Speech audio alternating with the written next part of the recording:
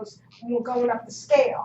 And another example of how when YouTubers get so many hits and so famous that they actually exactly end up on TV. And the next level of hardness after tofu is banana without the peel.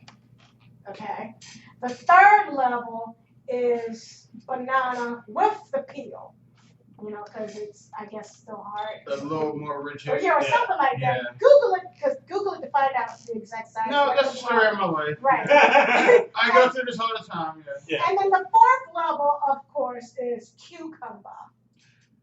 And when the show first started out, you see this middle-aged man, of course, kind of balding, mustache, and he's talking about how the medical report says that there's 4 kinds of hardness of the male penis. And the first type is tofu. And you see the little tofu, wiggly and soft and sticky. And then the next one after that is banana without the peel. And then he's looking at all these handsome men, shopping in the grocery store, picking up bananas. And then the third type is banana with the peel. And we see this guy, and he's holding up a bunch of bananas, and having it peeled yet. And then he said, and the fourth kind, cucumber. And he sees like this really handsome young East Indian guy, and he has a cucumber in his hand, and he's trying to get the thickness of it, to see if it's a type that he wants. So he's just standing up there, and he's like looking at the cucumber, and he's doing.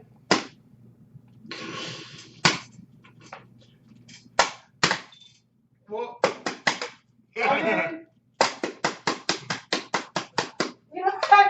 Keep that cucumber. Exactly. And a middle-aged guy is like looking at this, and his eyes is wide, and he's glazing over, and his mouth is gaping, and he's like, and that's the look that most people had when they saw that when they started watching when they saw the first video of those quote unquote veganographers. Are you really sure that they're actual mother and daughter, and they're just not putting everybody on? I think they're putting everybody on. I think I can't believe they're actually related. I think it's like a setup or something. I mean, did they show proof? Like, the blood test or birth certificate? Something. What were family resemblance? Not like I give her a rat's ass. I'm not watching. What were family resemblance and the boobage? They got some big ass titties. Wow. Oh, I'm sure. Even though you were disgusted and morally repulsed by all of this, you were still looking at them saying, they got some big ass titties. Yep. Fine titties. Big ass cantaloupe type titties. I suddenly want some mittens. They were big. And it was a waste. Terrible shame that they are quote unquote celibate. See, I've heard of mothers and daughters of all places, North fucking Philly, tag teaming guys for money. But to go on each other with cucumbers, that's some new shit to me. Gives a whole new meaning of the city of brotherly love.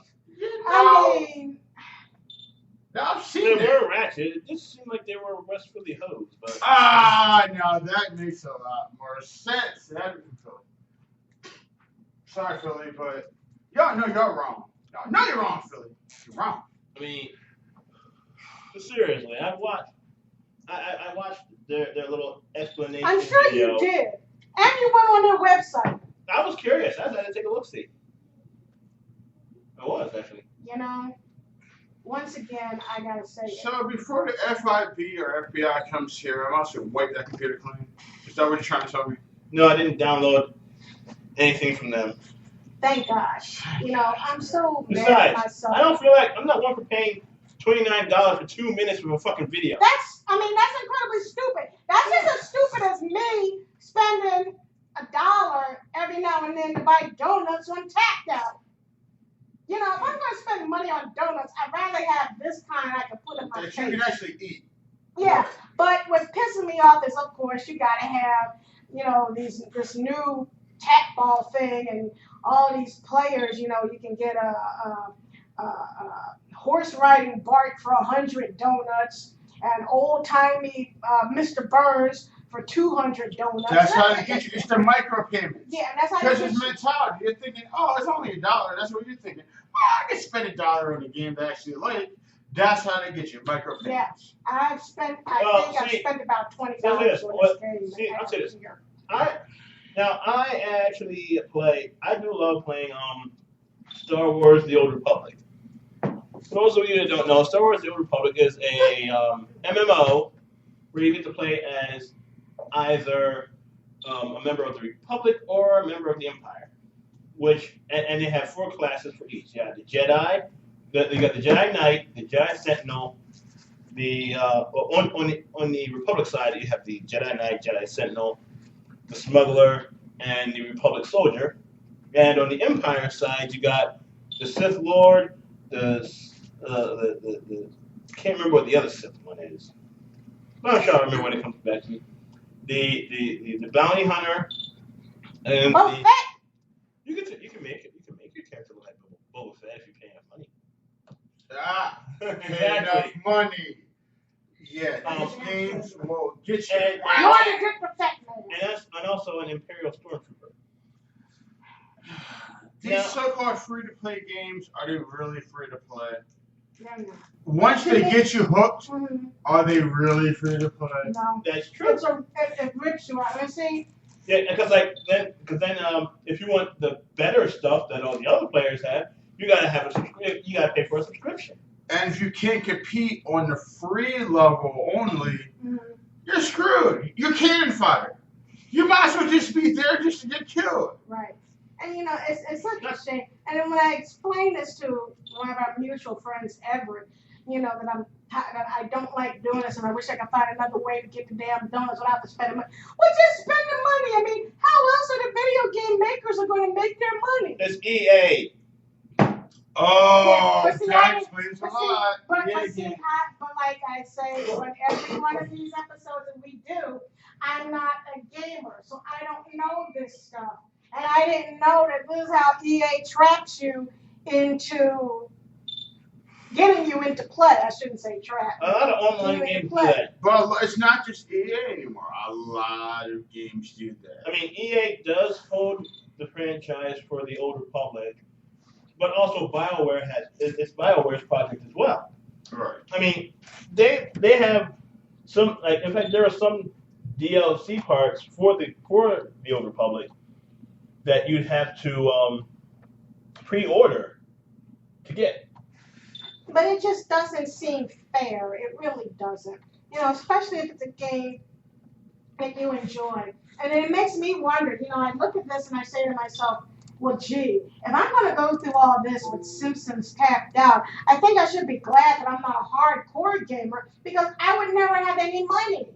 I would be broke all the time. Then I look at you two guys. I look at you and Ty and even Everett and other, my Chris, other friends of ours who are gamers. How do you all stand this? How do you go through this? Now, I'll say from my perspective, when I did have the extra money for, say, when GTA 5 came out on Xbox, I bought the shark cards. Would give me like $1 million for, say, how much was it? Like $14.95 or $19.95? Yeah, when I didn't have the money, I spent it. I bought a couple things. When I didn't have the money, I didn't do it. You see, but here's the thing that really bothers me, especially with the game. However, there's a DLC pack for the Old Republic that's coming out in October called Knights of the Fallen Empire. Now, that DLC, they said in an E3 press conference, that's going to be free, but it's only going to be free for the subscribers. So you still have to be a paying member. Exactly. So they get you one or another. Which I can understand. Look, if you make a totally free-to-play game, what's the incentive for the developers who are not going to be making that much money unless it's advertised-based? It's going to piss off your clients. So they have to do the hybrid approach: advertisement less, or with advertising, and then have subscription-based model. There's only Pay DLCs. there's only one MMO game that I know of that has never, and to my knowledge, will never do free to play, and that game is called EVE Online, and that's been doing quite well. Oh, every year. Or EVE Online, But see, EVE Online. I just look at this and it pisses me off in a way. I mean, I understand the software developers, they gotta find a way to make their money, but it's like you're bankrupting, I think, kids, and adults, adults who play the game. If like I'm looking at if I was a teenager, if I was back in high school again, and I'm playing these games, think about how much of my allowance I'm gonna have to spend just to play a game that I like. I know two different people. I know two different parents that have had their kids run up the parents' credit cards Whoa. off of shit just like this. Two different people. In fact, So they're not ruining their allowance.